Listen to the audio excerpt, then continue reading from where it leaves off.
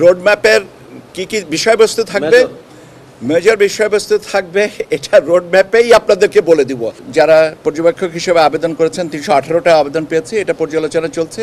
22টা যে রাজনৈতিক দলের নিবন্ধন যেটা হয়েছে যে প্রাথমিকভাবে তাদেরটা ফিল্ডে পাঠাবো আমরা আমাদের তথ্যের জন্যে। এর সাথে আরও কিছু টুকটাক জিনিস আছে যে বিষয়গুলো না আমরা নিয়মিতভাবে পর্যালোচনা বা আলোচনা করছি, এবং এটা আমি আপনাদেরকে সময় সময় জানাবো। এর ভিতরে একটা সিগনিফিকেন্ট পোর্শন হচ্ছে আপনার আউট অফ কান্ট্রি ভোটিং।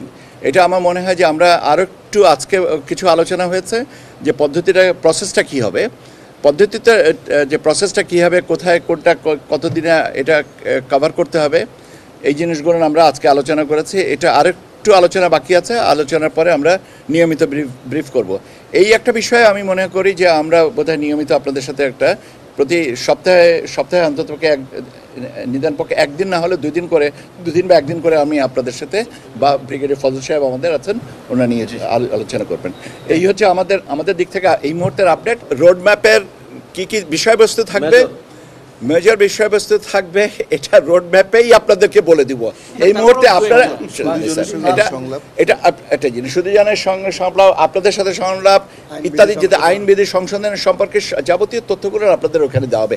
আপনাকে যদি স্পেসিফিক করে বলেন তাহলে আমি বলবো যে এটা আমার প্রতি বোধহয় ঠিক হচ্ছে না। আমি কাজে আপনাদেরকে পরবর্তীতে আবার এসে আপনাদের সাথে কথা বলবো। জাতীয় পার্টির রাজনৈতিক বিষয়ে আমার কোনো বক্তব্য নেই, এবং আমি একটা বক্তব্য দিতে বললে আমার মনে হয় যে আমার প্রতি অবিচার করা হবে।